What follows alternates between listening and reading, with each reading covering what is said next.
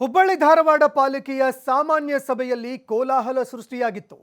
ಆಡಳಿತ ಹಾಗೂ ವಿರೋಧ ಪಕ್ಷದ ಸದಸ್ಯರ ನಡುವೆ ವಾಗ್ವಾದ ನಡೆಯಿತು. ಸಭೆಯ ಆರಂಭದಲ್ಲೇ ಮೇಯರ್ ಹಾಗೂ ವಿಪಕ್ಷ ಸದಸ್ಯರ ನಡುವೆ ವಾಕ್ಸಮರ ನಡೆಯಿತು. ಹುಬ್ಬಳ್ಳಿ ಧಾರವಾಡ ಪಾಲಿಕೆಯಲ್ಲಿ ಘನ ತ್ಯಾಜ್ಯ ನಿರ್ವಹಣೆ ವಿಚಾರದ ಸಂದರ್ಭದಲ್ಲಿ ಚರ್ಚೆ ಆಗ್ತಾ ಇತ್ತು. ಇದೇ ಸಂದರ್ಭದಲ್ಲಿ ಗದ್ದಲ ಹಾಗೂ ಗಲಾಟೆ ನಡೆಯಿತು. ಇನ್ನು ಅನುದಾನದ ವಿಚಾರದಲ್ಲಿ ಏಕಪಕ್ಷೀಯವಾಗಿ ನಿರ್ಣಯವನ್ನ ತೆಗೆದುಕೊಳ್ತಾ ಇರೋದಕ್ಕೆ ವಿಪಕ್ಷದ ನಾಯಕರು ಆಕ್ರೋಶ ವ್ಯಕ್ತಪಡಿಸಿದರು. ವಿಪಕ್ಷದ ಸದಸ್ಯರ ಆಕ್ರೋಶಕ್ಕೂ ಕೂಡ ಇದು ಕಾರಣವಾಗಿತ್ತು.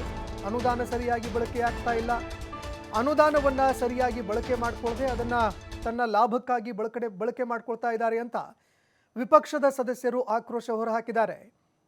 ಇನ್ನು ಇದೇ ಸಂದರ್ಭದಲ್ಲಿ ಪಾಲಿಕೆಯ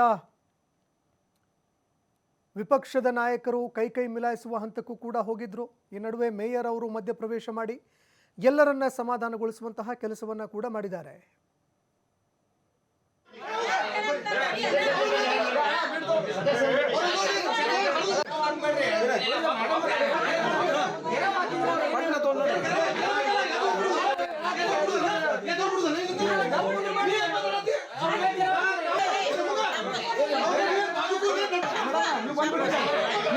ಸರಿ